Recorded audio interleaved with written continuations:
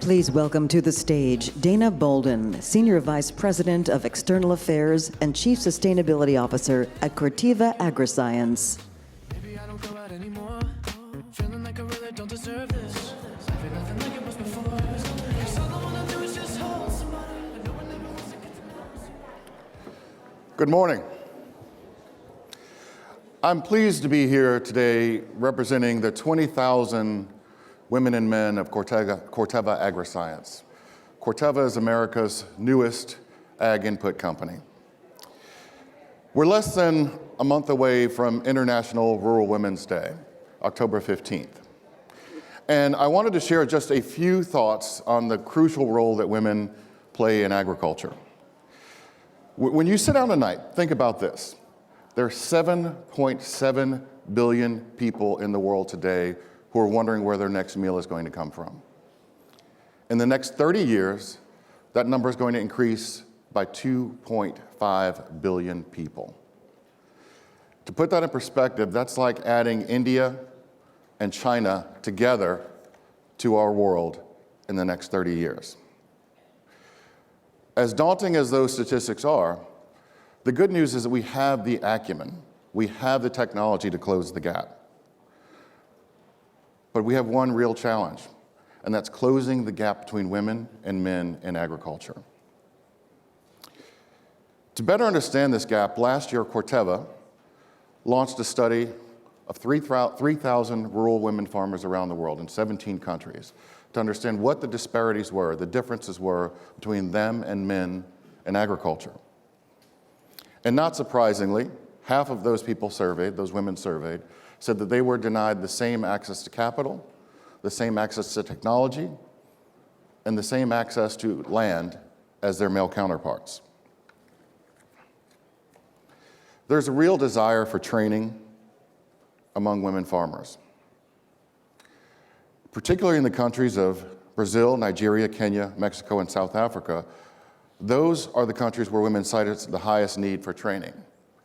As I mentioned, we're America's newest ag company, and to make our mark in this space, we decided that this was an area that we were going to tackle, not alone, but together.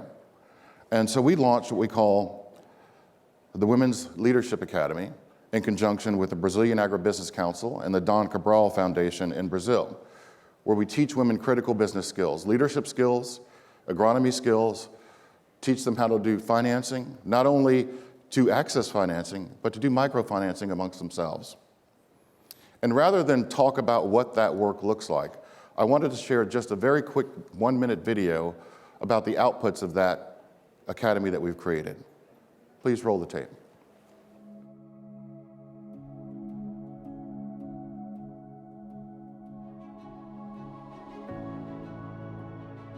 O agro no Brasil daqui 10, 20 anos, eu acredito que não vai ter mais esse questionamento. Não vai buscar mais, vem essa mulher, a mulher já vai estar inserida nele.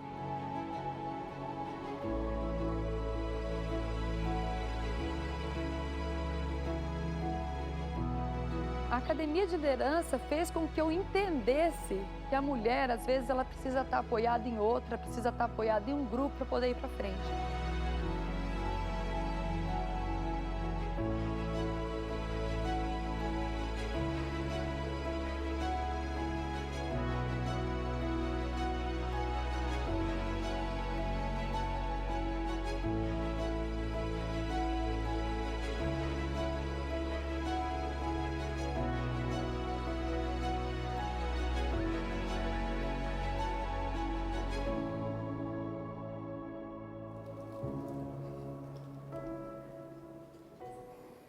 I invite you to visit Corteva.com to learn more about this academy and the others that we have around the world.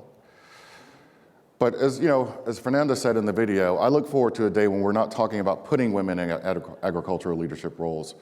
I look for the day when women are already in agricultural leadership roles. You know, the stakes are high, but so are the opportunities. And we need the support of business, governments, and civil society to help close this gap. It's going to require that level of collaboration. And if you want to learn more about the stories of women in agriculture, we have a partnership with the Inter-American Council, or Cooperation on Agriculture, ICA. And I think they're representatives of ICA here. We've jointly published this book called Warriors. Google it, go on Amazon, find it. It comes out on October 15th to coincide with the launch of International Rural Women's Day. It's a powerful book, powerful stories, and I ask you to take the opportunity to look it up. Ensuring women's place in agriculture for us is not a choice. We can't feed the world in the next 30 years without women being leaders in agriculture. This is not a societal issue, it's not an economic issue, it's an issue of pure survival. Making sure that women have roles in leadership is incredibly important to feeding our hungry planet as we move forward. Thank you for your time.